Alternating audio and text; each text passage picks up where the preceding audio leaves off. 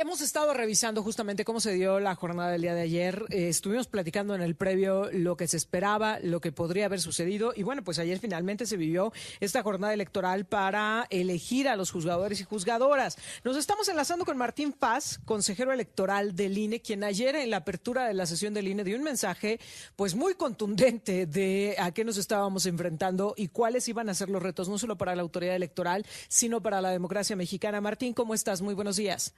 Erika, ¿qué tal? Buenos días, un gusto saludarte a ti y al auditorio.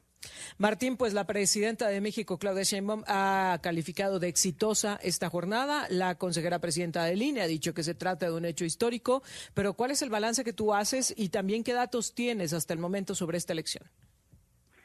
Mira, los datos son públicos, no hay nada, no tengo algún dato en particular que no pueda ser consultado en este mismo momento en nuestros sistemas, o sea, si hay un avance ahorita del 46.3% en los cómputos para la Suprema Corte de Justicia de la Nación, que es la primera elección que se va a escrutar.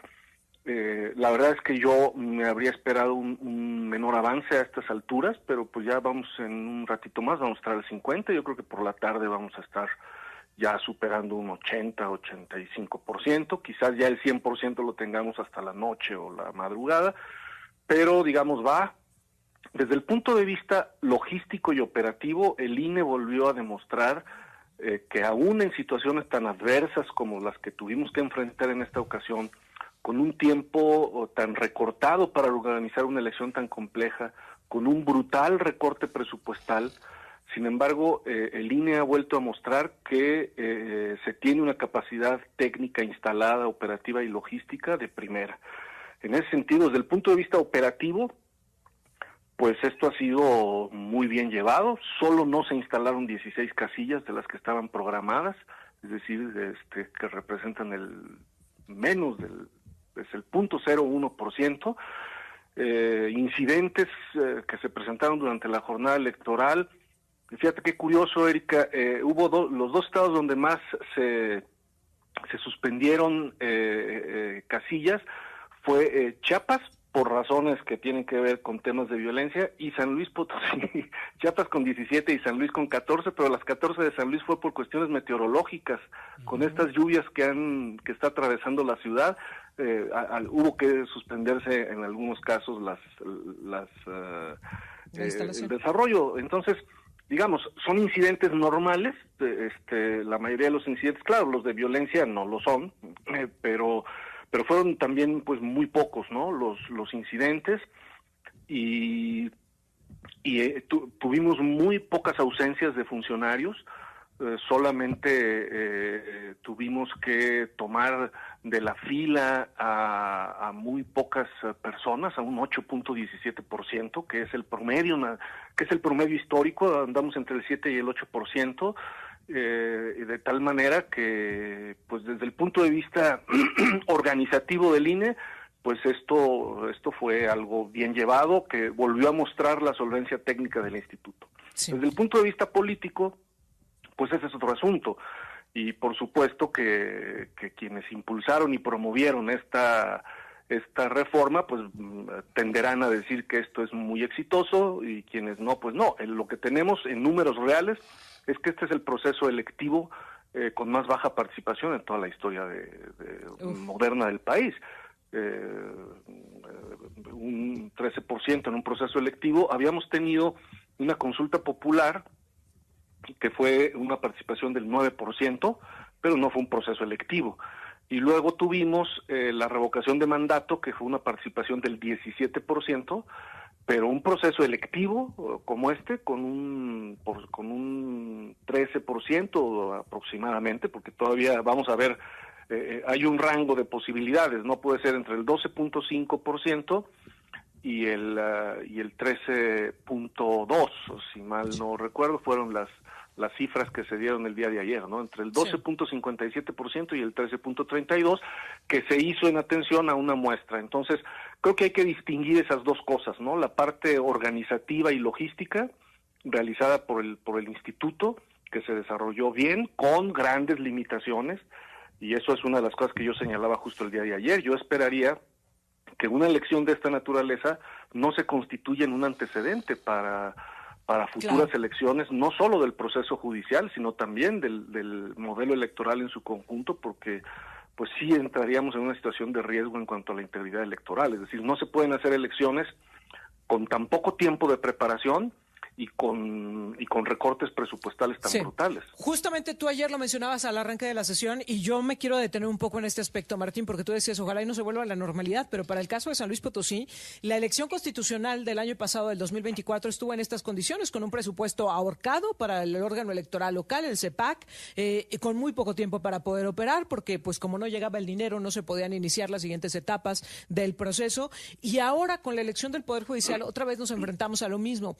¿Qué limitantes se vivieron el día de ayer, pero también en la preparación del proceso? Tú lo advertiste en el arranque de la jornada, que seguramente los profesionales que trabajan al interior del INE y por supuesto la ciudadanía estarían volcados en que esto se pudiera sacar adelante. Pero ¿qué limitantes se viven cuando no se le apuesta el presupuesto necesario? Cuando se dice que es la elección histórica, la elección que va a marcar la pauta del cambio y la transformación del Poder Judicial, pero no se le destina el presupuesto que se había planteado ni el tiempo suficiente para que se pudiera concientizar a la población.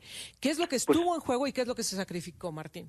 Se restringen derechos humanos, porque los derechos políticos pues son derechos humanos. ¿Cómo se restringen? Por ejemplo, se restringen en el sentido de que hay menos casillas, por lo tanto es más difícil ir a votar para algunos y algunas, ¿no? O sea, es decir, es que quizás en algunas zonas urbanas no se aprecie tanto esta dificultad, porque pues son más fáciles los traslados, y aunque no te toca ir a tu casilla que tenías a 5 cuadras, a lo mejor ahora tienes que ir a una que está a 10 o a 15 cuadras, pero no, digamos, no implica un mayor problema, pero en zonas rurales, de baja densidad de población o regiones aisladas, por ejemplo, en esta ocasión no pusimos casillas extraordinarias, que son justo ese tipo de casillas que se ponen en comunidades alejadas, en donde quizás no hay el número suficiente de electores que la ley marca para que se ponga una casilla, pero dadas las distancias, pues se les pone una casilla extraordinaria. Ahora no se puso ni una sola casilla extraordinaria, se redujeron las casillas, entonces ahí hay una restricción. ¿Al derecho al voto? Es, sí, para ejercer el voto. Otra restricción es, por ejemplo, no hicimos plantillas brailes para las personas con discapacidad visual. Personas con discapacidad enfrentaron más problemas para poder votar porque el acondicionamiento de las casillas si bien había rampas y cosas así, no había otros dispositivos que nosotros tenemos para personas con discapacidad auditiva o con incapacidad auditiva o visual. Mexicanos y mexicanas que viven en el extranjero no pudieron votar. En fin, cuando no se dan los recursos suficientes, se restringen derechos. En algún momento, consejero, buenos días. Sí, hola. ¿Vendrá el reclamo del régimen o de quienes gobiernan a decirles que no hicieron la difusión? Porque lo escuché de diferentes dirigentes de partidos diciendo que no hicieron la difusión de la elección. ¿Qué les van a responder, consejero? Pues con datos y con cifras de la falsedad de ese tipo de afirmaciones. Y además hay que recordar que nosotros dispusimos de todos los tiempos durante los procesos electorales. El INE administra los tiempos en radio y televisión del gobierno, y nosotros dispusimos de esos 48 minutos diarios que se disponen, y resulta que luego el tribunal nos dijo que no, que como estas no eran unas elecciones de cierta naturaleza, no podíamos disponer de todo ese tiempo. Entonces, perdón, nos restringieron el tiempo, pero ese tiempo luego el tribunal se lo dio al Estado para que el Estado hiciera promoción abierta, algo que nosotros habíamos prohibido también. Sin embargo, el tribunal se los autorizó. Entonces, pues nosotros les vamos a hablar con los datos de los millones de spots que generamos respecto de la elección, más a lo que le deberían de sumar, pues todo lo que le dedicaron ellos también. Entonces, pues eso es falso.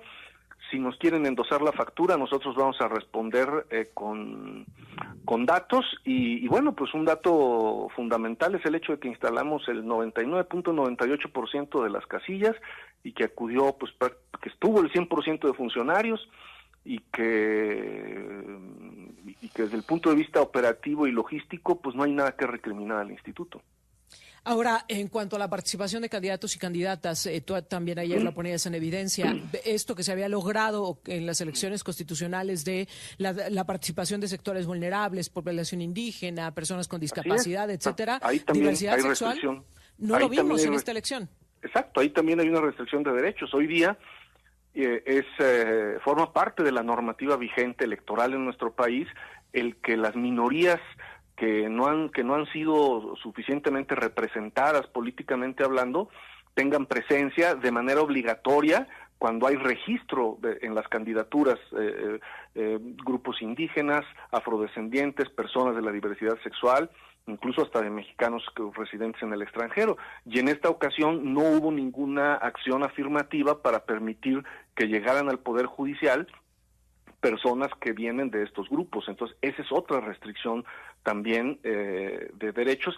Y todavía tenemos que ver un asunto, que es el tema de género, porque como quienes hicieron los registros fueron autoridades, pues bueno, fue el Poder Judicial, bueno, el Poder Judicial fue todo un lío, pero fue el Poder Legislativo, el Poder Ejecutivo. Al momento del registro, pues no se cuidó el tema de la paridad de género del todo. De hecho, están contendiendo más hombres que mujeres, en este caso en la elección judicial, cosa que no ocurre en una elección para cargos públicos de representación popular.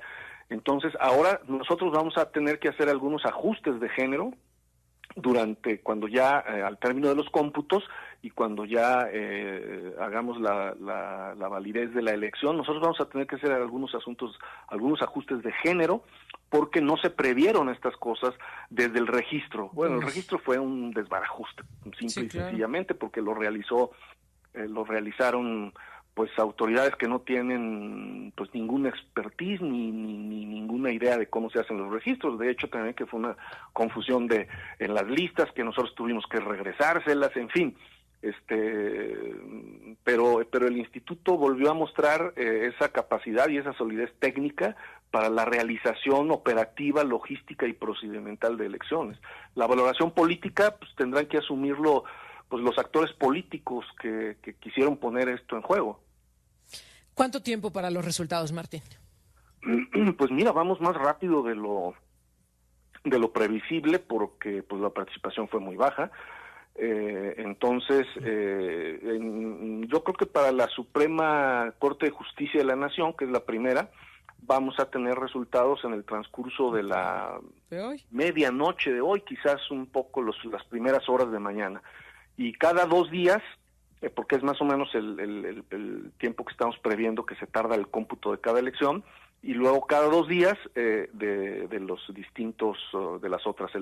Primero vamos con los cómputos de la Suprema Corte, luego con el Tribunal de Disciplina y luego con la Sala Superior del Tribunal Electoral de la Federación, luego con las salas regionales, luego con los magistrados de circuito y finalmente con jueces de distrito.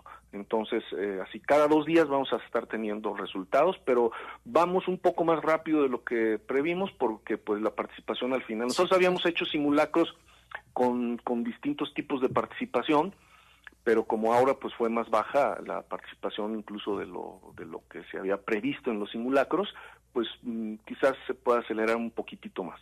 Ahora, el 15 de junio, nosotros sí vamos a dar los cómputos ya oficiales, eso sí, hasta el 15. Pero claro, ahorita vamos a poder ir viendo. Poco. Sí, claro, no van a ser oficiales en el sentido de que no va a haber una sesión, pero pero se pueden estar viendo ahorita mismo en el avance de los cómputos, en las páginas que están reproduciéndolos en el Instituto Nacional Electoral, y ahí por ejemplo podemos ver que ahorita llevamos, le doy una actualización porque esto se actualiza momento a momento, llevamos el 47.42%. Sí. Pues ahí estamos pendientes, Martín, y te agradezco mucho que nos permitas platicar contigo, pero más que podamos estar en comunicación en los próximos días. Muchas gracias. Hasta luego, un gusto, hasta pronto. Muy buenos días. Martín Paz, consejero nacional del INE.